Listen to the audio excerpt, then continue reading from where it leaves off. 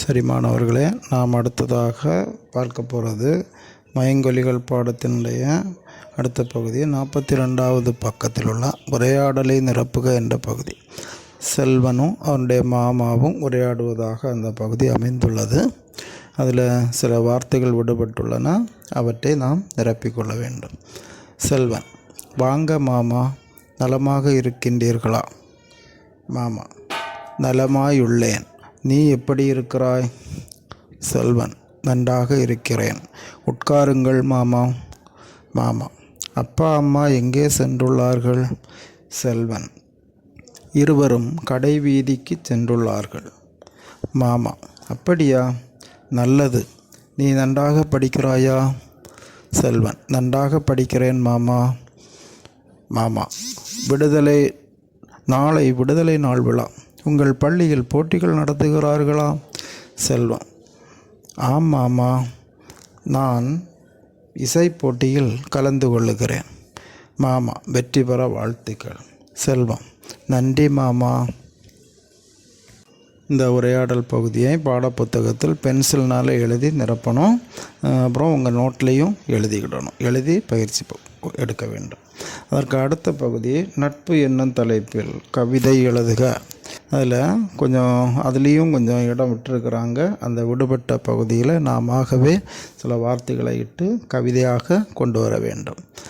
இன்பம் கொடுப்பது நட்பு, தெம்பை அளிப்பது நட்பு, உயர்வை ஆக்குவது நட்பு, அயர்வை போக்குவது நட்பு. இன்னொரு முறை படிக்கிறேன். இன்பம் கொடுப்பது நட்பு, தெம்பை அளிப்பது நட்பு, உயர்வை ஆக்குவது நட்பு, அயர்வை போக்குவது நட்பு. மாணவர்களே, இவற்றையும் உங்கள் நோட்டில் எழுதும்படி அன்போடு கேட்டுக்கொள்கின்றேன். அதற்கு அடுத்தது கீழ்காணும் தலைப்பில் கட்டுரை எழுதுக பொங்கல் திருநாள். அதை கடைசியாக பார்ப்போம். அதற்கு அடுத்தது மொழியோடு விளையாடு பகுதியில் கீழே உள்ள சொற்களை சேர்த்து புதிய சொற்களை உருவாக்குக. எடுத்துக்காட்டு: கல் ப்ளஸ் இல் ப்ளஸ் உண்டு, கல்லுண்டு. கல் ப்ளஸ் இல் ப்ளஸ் இல்லை, கல் இல்லை. அப்புறம் பாருங்கள், பல் மென் மண், உண்டு இல்லை அப்படின்னு கொடுத்துருக்கு. இப்போ நீங்கள் எப்படி எழுதணும்? பல் கூட்டல் உண்டு பல்லுண்டு, பல் கூட்டல் இல்லை பல்லில்லை. அப்போ முதல் 2 டேஸ்லேயும் பல்லுண்டு பல்லில்லை. அதுக்கு அடுத்து இருக்கக்கூடிய 2 டேஸ்லேயும் மென்னுண்டு மென்னில்லை. அதுக்கு அடுத்த 2 டேஸ்லேயும் மண் உண்டு மண்ணில்லை அப்படின்னு எழுதுவோம். சரியா? இன்னொரு முறை: பல்லுண்டு பல்லில்லை, மின்னுண்டு மின்னில்லை, மண்ணுண்டு மண்ணில்லை அப்படின்னு எழுதுவோம். அதற்கு அடுத்த பகுதி 43வது பக்கத்தில் தொடர்ந்து இருக்குது. கட்டங்களில் மறைந்துள்ள சுற்றுலாத்தலங்களை கண்டுபிடித்து எழுதுக.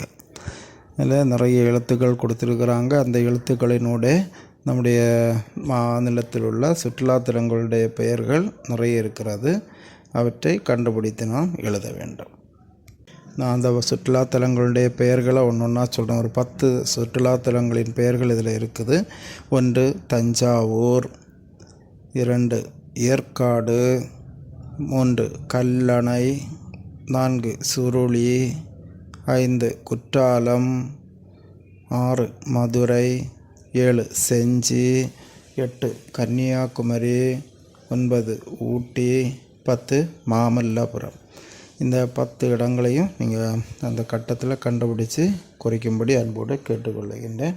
தஞ்சாவூர், ஏற்காடு, கல்லணை, சுருளி, குற்றாலம், மதுரை, செஞ்சி, கன்னியாகுமரி, ஊட்டி, மாமல்லபுரம். சரி மாணவர்களே, இதையெல்லாம் நீங்கள் கண்டுபிடிச்சி புக்கில் குறிக்கிறதோடு மட்டும் இல்லை, உங்கள் நோட்லேயும் கட்டாயம் எழுதும்படி நான் அன்போடு கேட்டுக்கொள்கின்றேன். இத்துடன் இந்த பகுதி மயங்கொலிகள் பாடத்தின் பகுதி இயல் 2 நிறைவு பெற இருக்கின்றது.